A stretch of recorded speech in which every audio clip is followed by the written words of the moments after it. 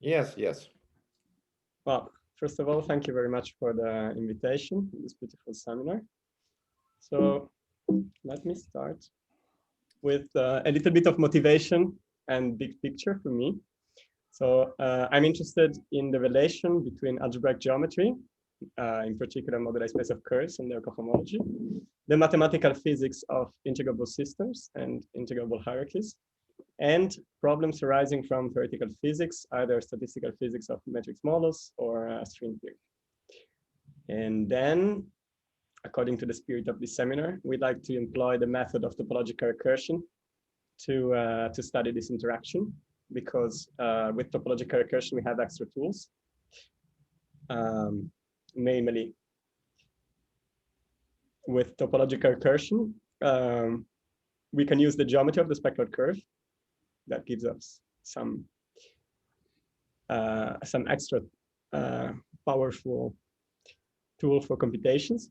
And also, one of the advantages of topological recursion is that it gives us a description of the underlying cohomology in the moduli space of curves. Once we find that some problem is generated by a spectral curve, then there is a recipe to attempt to construct this cohomology class explicitly. And sometimes the computation turns out very nice, and sometimes it doesn't. And also another advantage for me of topological recursion is that in this interaction that I presented earlier, we always deal with the perturbative part of the problems, whereas the non-perturbative parts, like these instant incorrections, which make the series convergent, they are very subtle to compute. They are very difficult to get. But there is a belief in the community that enumerative geometric problems that are generated by the topological recursion, they are resurgent. So, and also that the techniques of the topological recursion, the spectral curve, gives a hint on how to control this resurgent phenomenon. And probably, if you're more interested in physics, this would be enough as a motivation. But if instead you're more interested in the mathematics part, in principle, why would you care about resurgence? And in order to advertise this, I would say that what resurgence promises to do in practice is to help us computing the large genus asymptotics of our problems. So this is a very practical thing. Okay, so the class E, what I call class ENT, that stands for enumerative topological recursion. So problems that are generated by topological recursion, or proved or conjecturally, already involved a lot of things, as we've seen in the last talks, and also learned from other members of this community. And it's keeps growing, right? It's amazing how there's an explosion of the literature around topological recursion. And so this is the upshot of part 1. I wanted the first topics to be very introductive. So I'm sorry in advance if for some of you they will be a little bit boring, because I will introduce cohomological field theories and so on. But the second part will be a little bit more interesting for the experts. But I also understand this seminar as something that might be interesting for people arriving from outside the topological recursion community. So it's also nice to have a chance to learn some basics about some of the things that are involved in topological recursion. And also, please feel free to interrupt me at any moment for questions. Okay, so first I will start with the cohomology of the moduli space of curves, MGM bar.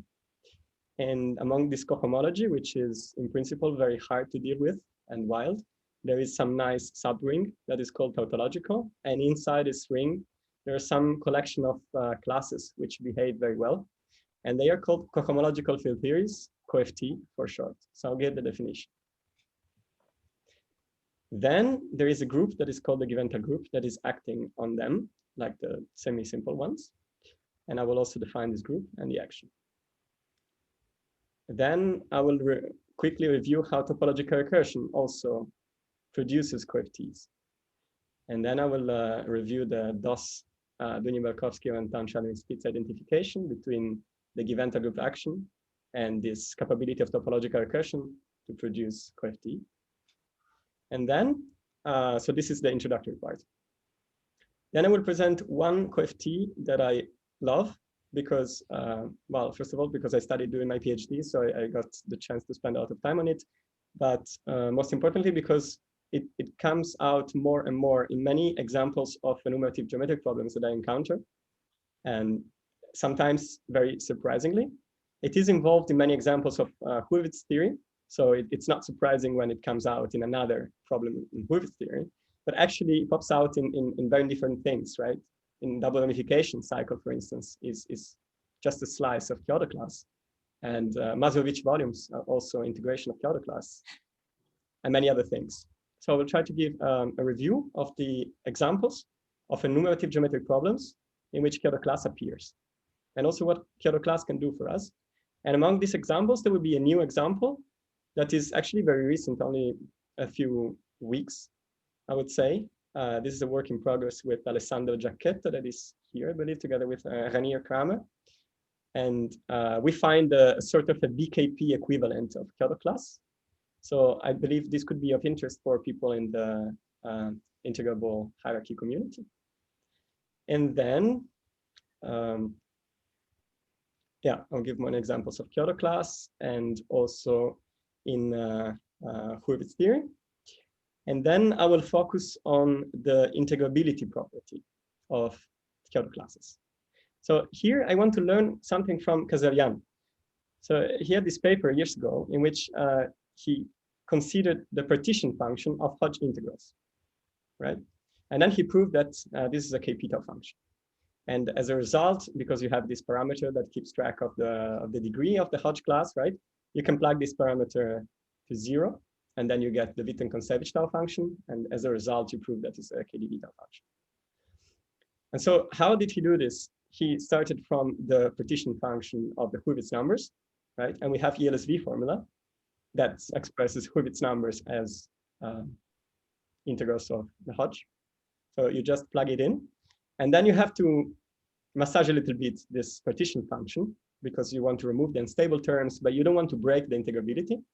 And also you want to make a change of variable. And this change of variable preserves the KP integrability. And so as a result, he finds that the partition function of Hodge is a KP itself, like the Hurwitz one. But this change of variable, that is the key, is sort of given by the spectral curve. And this is a point that I want to emphasize. When we deal with enumerative geometric problems, we wonder about the integrability of the problem. But we can also wonder about the integrability of the class that is involved. And when we have a sort of ELSV formula, we have to apply a change of variable. And this change of variable is provided sort of by the spectral curve itself.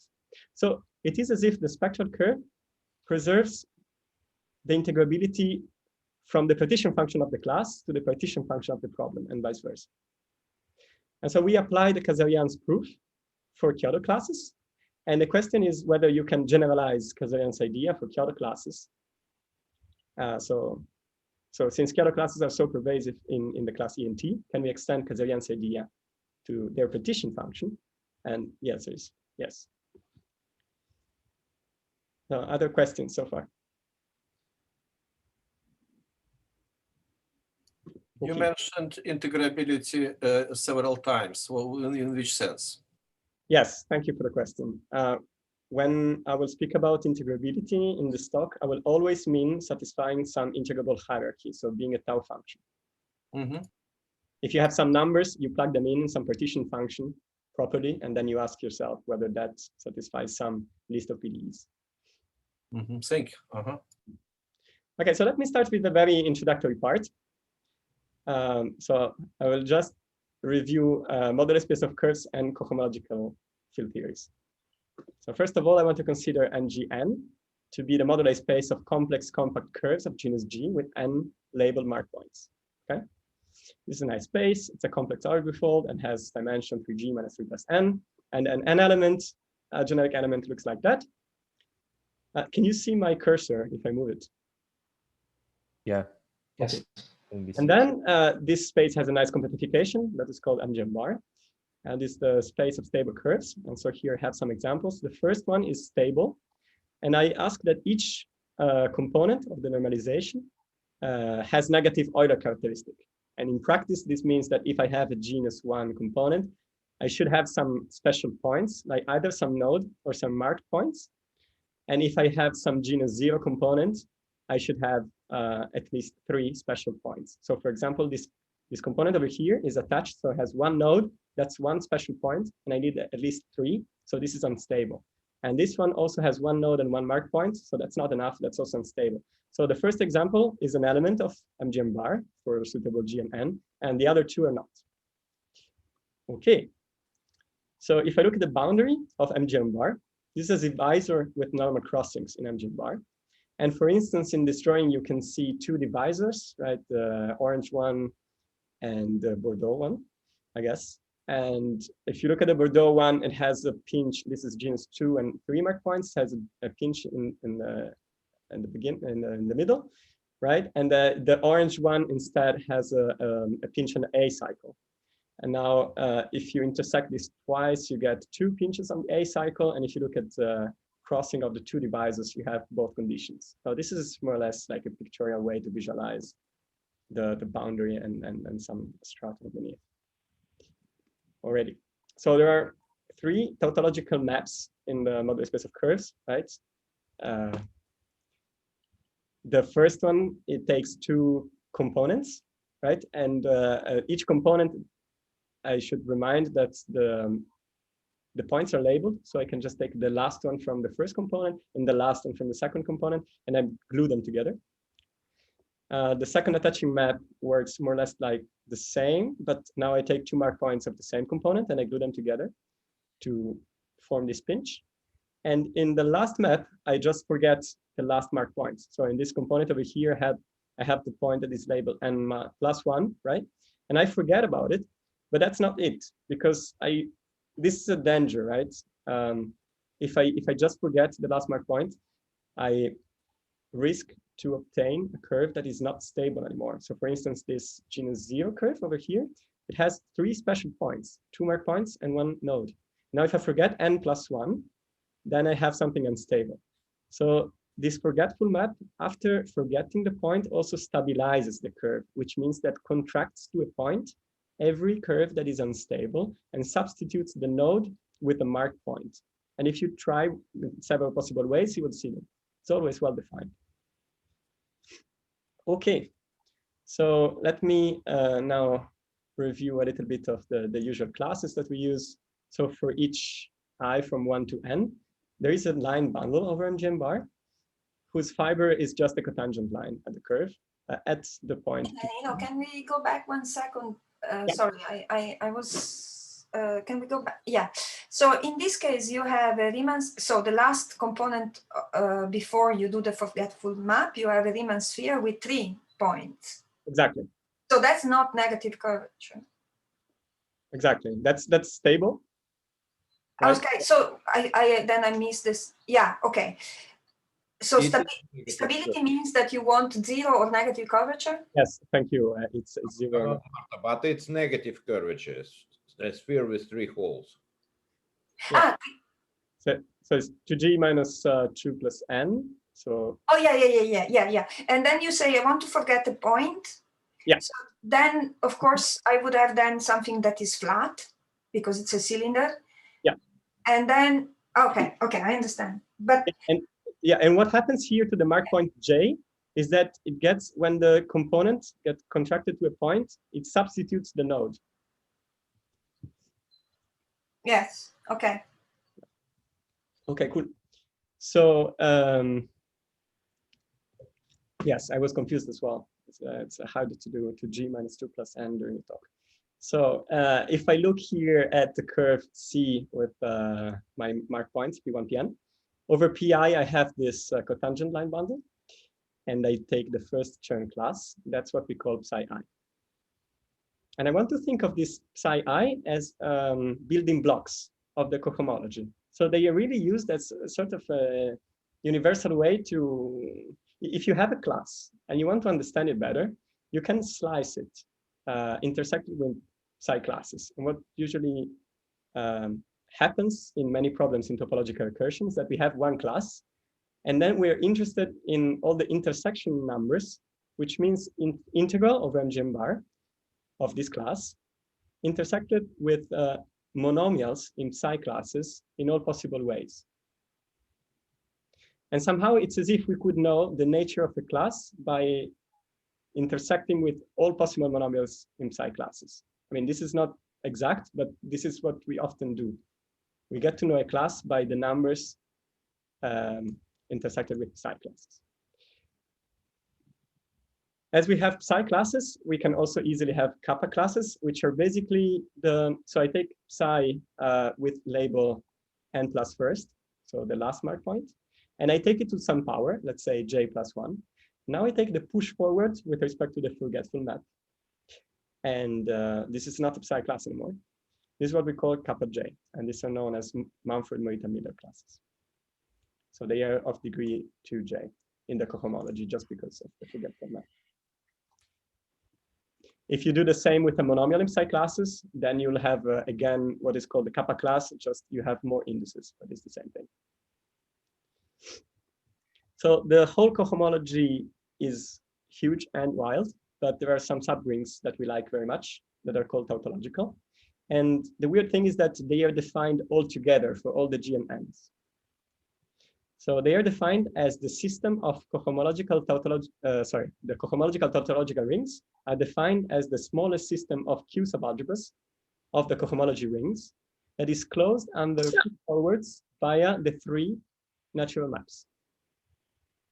And because they are closed via under push forwards, then it turns out that they are also closed under pullbacks.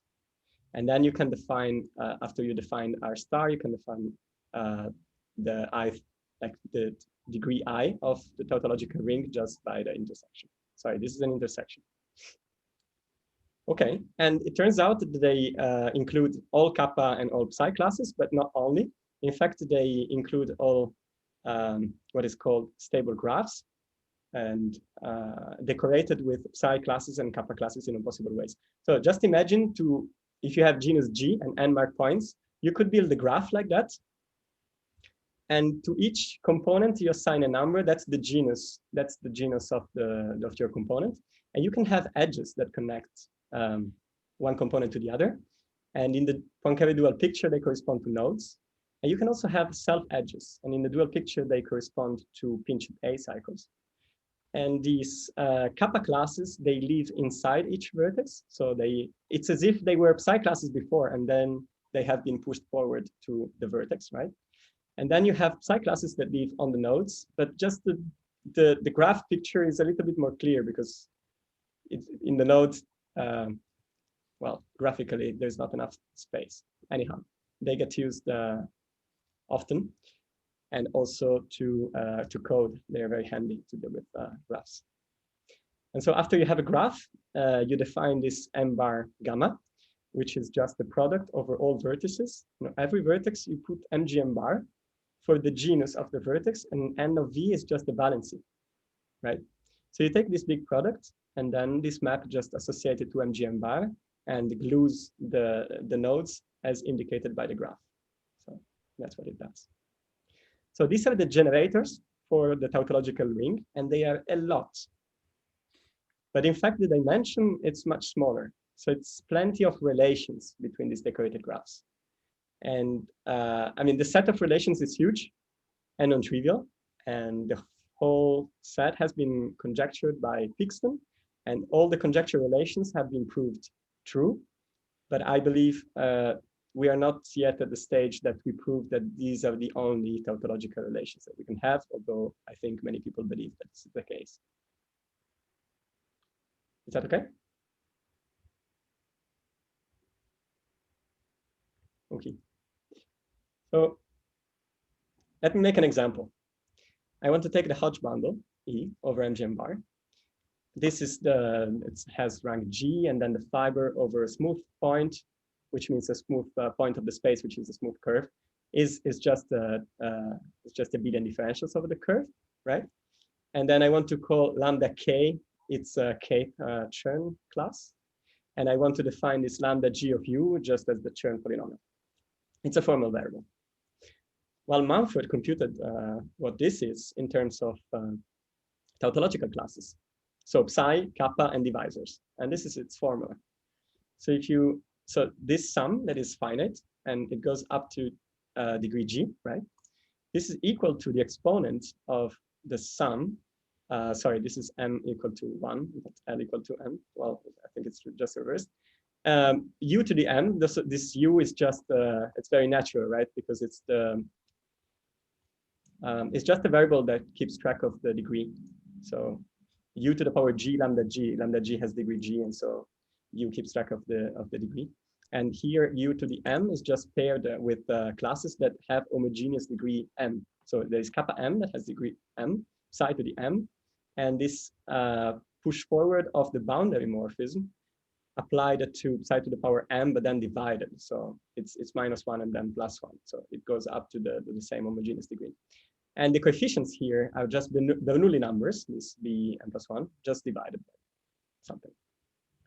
And so if you expand this formula, so this is a compact way to write the formula, right? But what actually means is this formula over here, which looks more scary, but I find it way more reassuring because this is, in my opinion, for computations, a more honest formula in a way, because here you have this j lower star, which means take the boundary morphism and then take the push forward. And if you expand this exponential, you will have products of these guys, right? Just from expansion of the exponential. You will have to take... Danilo, sorry. Yeah. Is some mess with the summation, with the first summation in this formula?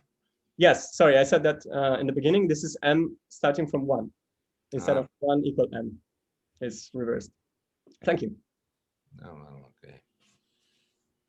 Yeah, so I was going to say naively, if you take this j lower star, right, and you expand the exponential, you will have a j lower star of something times j lower star of something. And this is very annoying because this is a self-intersection between two edges of the graph. And so you need to compute the self-intersection. I mean, of course you can do it, but you always have to keep this in mind. Whereas this formula over here already took that in consideration for you and eliminated them and canceled them out. And so what actually happens is that this is the same formula. It's just a different way to write it down. Let me go through it. So lambda g of mu is just the sum over stable graphs of genus G and n mark points in total, right? And this stable graph is indexed by gamma. I just divide by the automorphism. And then I take the push forward like before of the graph into MGM bar. And what do I do? For each vertex V, right, I take the exponential of, again, the Bernoulli divided and kappa L. So this is just exactly this term over here, right? Nothing weird is happening. Then for each leaf, I have n of them. So I goes from 1 to n. I also take the exponent of the same thing. Here I have psi to the L. And that's exactly this term over here, no difference. The only substantial difference is on the edges. So for each edge, I have to take 1 minus the exponential of this sum. And these are the psi classes that live on the nodes. So this psi h prime and psi h prime prime, they live on the two sides of the node. And then you just take this expression in all possible ways. And because this is an exponential, it starts with 1. So 1 minus 1 cancel out. And so in fact, this formula is divisible, right? By psi h bar plus psi h prime prime prime. And so now you could complain. You could say, I don't believe this formula because this formula has degree that doesn't stop, right? It goes all the way up to 3g minus 3 plus n. But you promised that this formula computes something that is of degree g. So if I compute degree, if I extract the degree 0, 1, 2, 3 up to g from this formula, I should get something. And now you are saying that this something should be the lambda class. But if I compute this formula for degree higher than g, say g plus 1 already, I still get a lot. I get a lot of graphs, all decorated. But you're saying that this is 0. Well, it is in fact the case. If you plug it into a computer, you will see that this is 0. And this is an example of what I was talking about earlier.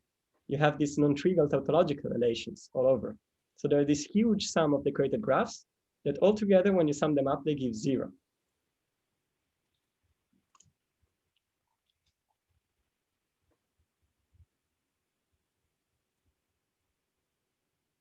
Okay. So let me define cohomological field theories now.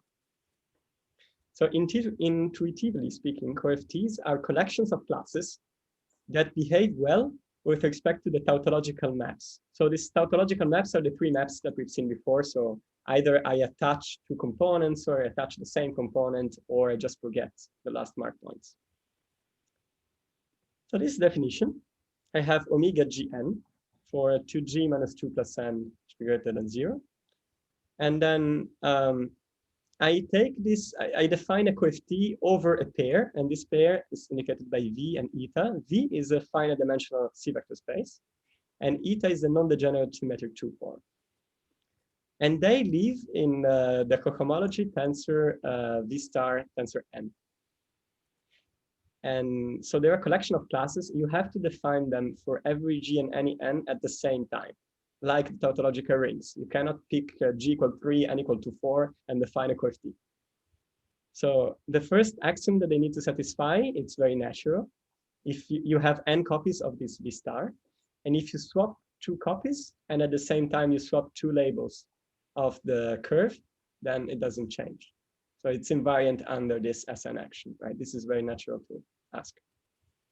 And then let's have a look at how it behaves with tautological classes. So this is the first one. Suppose that you applied sigma. So you were here, you had these 2 mark points, you applied sigma, and now you got rid of them. And now you have your CohFT over here, and you want to put it back. You have this eta, right? And this eta is precisely used to glue the 2 mark points together. So when you pull back, you have 2 more mark points, and then you put, like, in all possible ways your basis vector, and then just use eta to glue them. And the same thing happens for when you glue 2 components, then you just use eta, and then you plug VA and VB in the 2 new mark points of the 2 components. And the last natural thing that would be, natural to ask is that if you forget the last mark point, you end up in this component, and now you want to put it back via pi, and you have all of a sudden 1 more mark point. And if you had a distinguished element in your vector space V, that we call 1, that's the element that you should plug in. So if there is such a distinguished element 1 in V, such that this property holds, then we call the cohomological field theory with units. And also you have this other property for 0,3. So somehow this tells you that eta is sort of the data on the cylinder, right? Because if you apply now this property to 0,2 and 0,3, 0,2 is unstable, so you don't have it. But now when you like virtually pull back, you insert 1 over here. And in fact, if you have this property, this gives rise to a product that is called quantum product on V. And this quantum product is defined by this equation. And if you have a CohFT with unit, that this immediately tells you that 1, what we call the 1, is actually the unit for the product.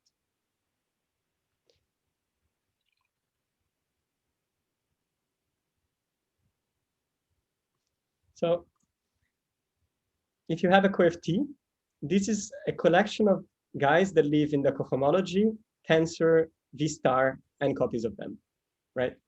So you could ask just the degree 0 part of this, of the cohomology. So you would get numbers instead of classes. And this is what is called topological field theory. And the topological field theory is called unital or semi-simple if the associated algebra V is. And then if the vector space V is just 1-dimensional, so you can identify it with C. And now all of a sudden, like you just have like your V is spanned by 1, so there's nothing else that you can do. And you ask that eta of 1 and 1 is equal to 1. And now your CohFT can be given in terms of images of 1 tensor n inside the cohomology. So this is the trivial example. Right, let's see some examples. So the first example of cohomological field theory is just that for each g and n, I say that omega gns is equal to 1 in the cohomology. This is actually a topological field theory because it's degree 0. And this is the, if you like, the Witten-Koncevich cohomological field theory in the sense that in topological recursion, when we have intersection of psi classes, we just have intersection of psi classes times 1. So this is hidden in there. But then sometimes we have something more complicated, which is, for instance, this Hodge bundle. So this is the same, it was, sorry, denoted with lambda g of u, and now u is equal to -1. So this is the Hodge CohFT, and it's also one dimension. And it behaves well. So the non-trivial statement is that this class behaves well with the tautological maps that we've seen before. And another CohFT that some of you might like a lot is this exponent of kappa 1 times something. And if you integrate this, you get Weil-Petersson volumes. So these are all one-dimensional examples, but we could also see higher dimensional examples. So for instance, if you take a V as spanned by E0, E1, ER minus 2, and R should be at least 2 over Q, and then you set eta like that, and you ask that the unity, well, here there's a slash missing, the unity is E0. Then there is a cohomological field theory that was defined by Witten. I mean, it comes from Witten R-spin theory, and it's of homogeneous degree, which is this degree. So if you plug in E with some index, then you have to collect the sum of the indices and then divide by R, like that. And the first conditions on 0,3 is this. And for 0,4, for this particular choice of parameter, it just gives you the point inside M04 divided by R. This is actually not semi-simple, but you can shift it away from the, well, I'm not explaining what the Frobenius manifold is, but I know some of you are very much expert of them. And so what some people did was to take this class, Witten's class, and then they needed semi-simplicity. And then they shifted away from the discriminant of the Frobenius manifold to obtain a semi-simple CohFT. So somehow semi-simple is generic. If you have something non-semi-simple, you can try to escape the non-semi-simplicity locus. Okay, so now we've seen moduli space of curves and some collection of classes, CohFTs, that live on them, and they behave well with respect to the natural maps on the moduli space of curves. So what is surprising is that there is a lot of structure on these CohFTs, right? So in fact, there is a group that is called the Giventa group that acts on them. And if you take the CohFTs, which are semi-simple and also homogeneous, then, sorry, conformal, then there is this group that acts on them and acts transitively.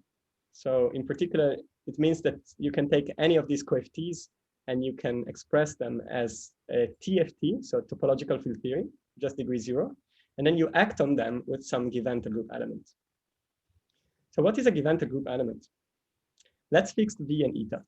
And then this Giventa element will act on a TFT that also is on V and eta, the same V and the same eta, okay?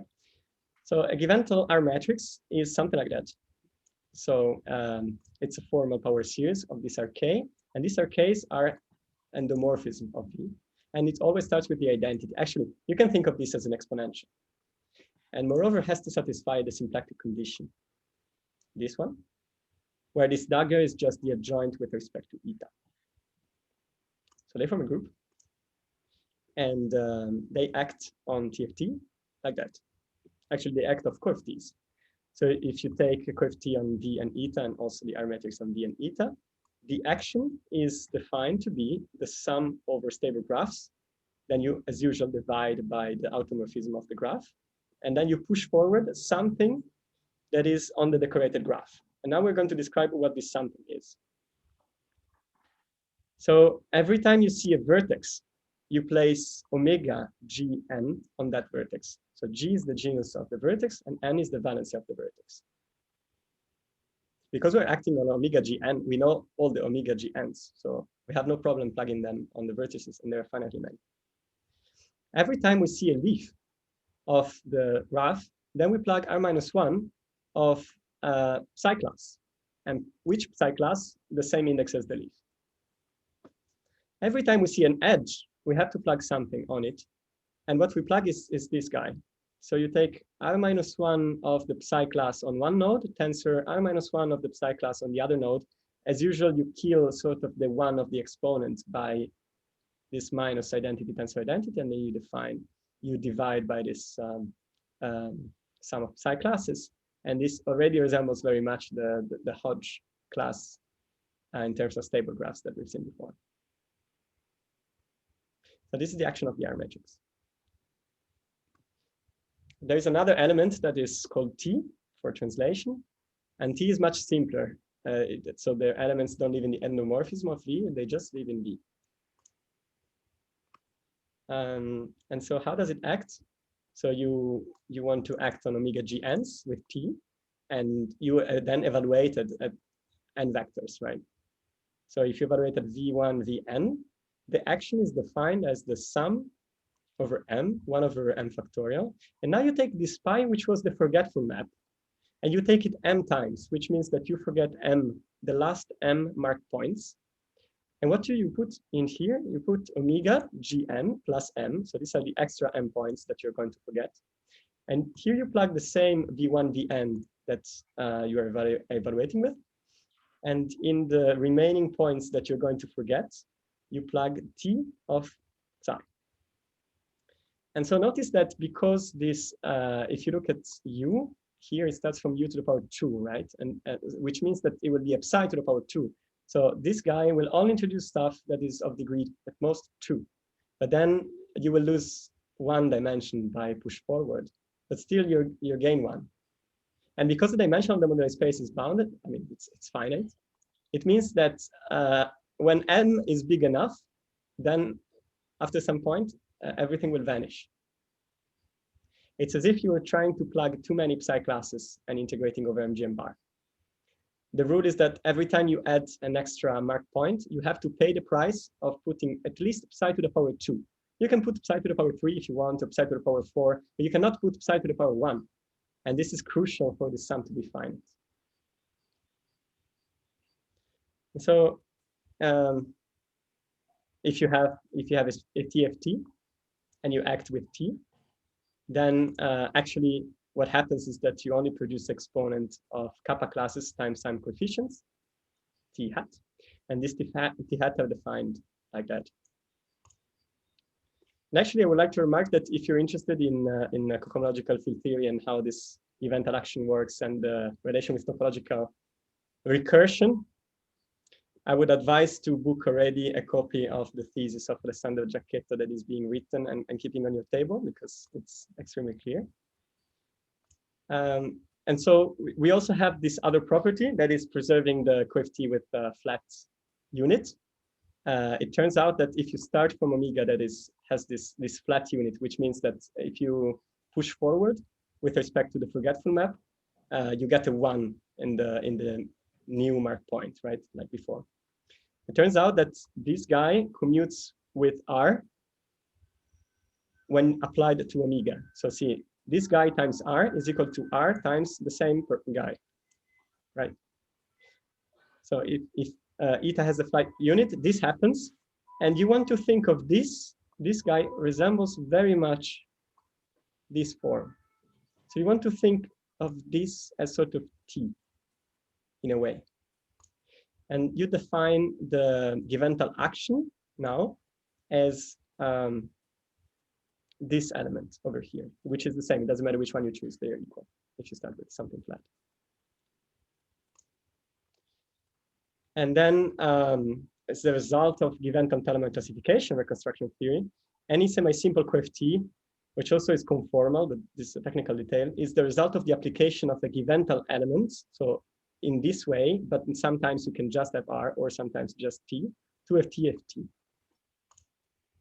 So this is a really powerful result. I'm sorry that I'm putting it like in the last 2 lines of this slide. It should be like a major theorem. But this is what happens, and this is what is important for us for topological recursion.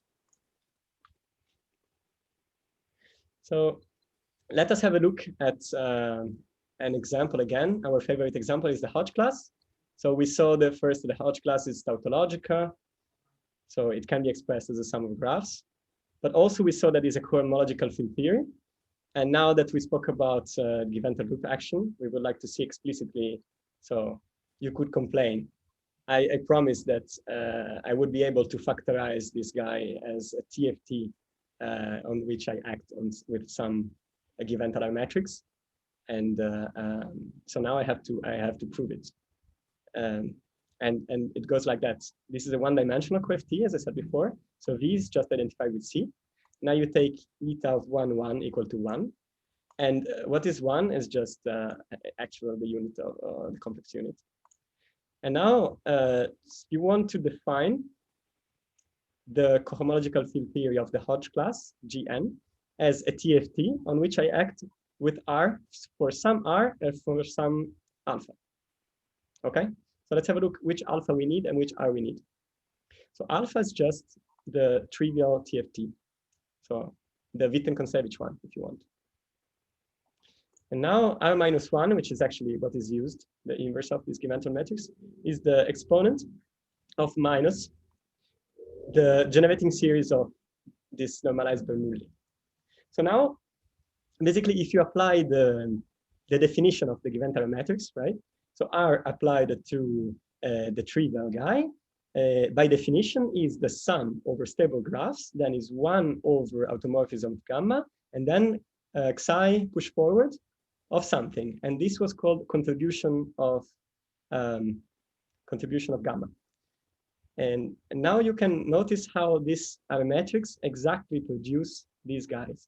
So on the vertices, it just plugs in the kappa class. On the leaves, it plugs in the psi classes, and on the edges, it plugs in the edge contribution, as we've seen.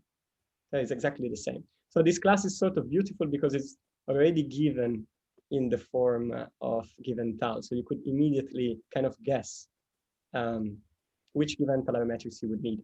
If here, instead of Bernoulli numbers, I would have had something different, like Euler numbers, I wouldn't know. I wouldn't know how to recognize it, right? Because I know that the given Taylor matrix acts on the vertices, on the leaves, and on the edges with the same coefficients. So now, because I have the same coefficients everywhere, I can guess that this is the matrix. But if I had something different, then I would have to engineer something different. Okay, so let's have a look at now the other side of the medal, right? How the topological recursion produces CohFT. And in fact, this procedure of topological recursion and the given Tal group under some technical conditions, they are sort of the same. So I start with the spectral curve sigma, which is my Riemann surface, and then I have the, I'm assuming everyone at this point is familiar with this notation. And I require that I have simple branch points of X, and I call them A1, AR. And also I want to expand my Y near the branch points. And I call delta I, I call this the first coefficient of the Taylor expansion. Not the constant term, the next one. So I expand X near the branch points because all the branch points are simple. I can always expand like that. So this is the critical value, right? And now I have this local variable around the disk of AI squared because it's a simple branch point, so it's always squared. And now I also impose that the variable is normalized in a way that it multiplies this CI, which is a constant that I just fixed.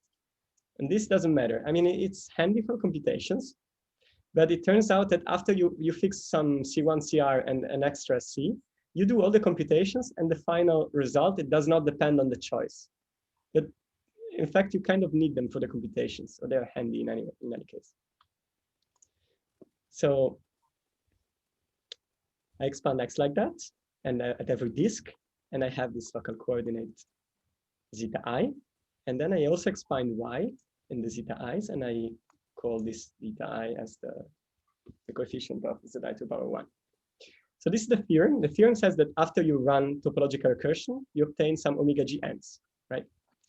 And so now I have to say what these omega g n's are in terms of a CohFT, because this is the promise that topological recursion produces a CohFT. And this is the theorem that was discovered by Enard and then by Doss, identifying it with the given action. I have this constant C to some power, which is not important at all. And then I just sum over all the indices, I1, In. They go from 1 to R, where R is the number of simple branch points. So if you want the number of branch points of the spectral curve, is the rank of the Givento matrix, and it's also the dimension of the Frobenius manifold. So I have to sum over all this, and then I integrate over MGM bar. I integrate something, this class over here, that I use the same notation as a CohFT before, because it will be a CohFT. And then what else do I have? I have product up to n, because I have n more points. And then here I just intersect with psi classes in all possible ways. So again, this thing happens, right? That I take a particular class and I intersect with monomials in psi classes. And I also take the product of this auxiliary function, dig size. So what are these function dig size? They are just the integral of the Berman kernel. And this index that you see here is how many times you need to differentiate. That's it. And now I need to describe what this guy is. So I want to take my vector space V as spanned by R vectors over C. And I also define eta to be just idempotent eta. And I define the unit to be this guy. So again, this is a little bit maybe complicated for the notation. There are many constants, but they are not so important. And in the end, they all disappear. So the statement is that if you take the CohFT defined this way, so again, this is basically 0 unless all these EIs are the same, right? It's idempotent times some constant. This is the topological field theory you want to act on. And the promise now is that if you take this TFT and you act with some R, then you obtain exactly what you want. And this R should depend on the spectral curve. That's why there is a sigma here. So this is the most important part, how the Givento element depends on the spectral curve. And you would expect that depends on several ingredients of the spectral curve, right? But X somehow we already used. X we used to expand near the simple branch points. Actually, Y and B are the ones that did not play a major role yet. And this is exactly what happens. If you want to compute the R matrix, this is the Laplace transform of dig psi. But recall that dig psi is just the derivative of psi, which is the integral of the Berman kernel. So basically, this R is the Laplace transform of the Berman kernel after we managed it properly. You integrate one of the two variables, there you differentiate. But somehow like R depends on B. That's the point of this equation. And now T, up to some prefactor that is not important at all, just discard this notation for the moment. It's the Laplace transform of Y. So somehow Y determines T, the translation, and B determines R. But this is something that from topological recursion, we know very well, right?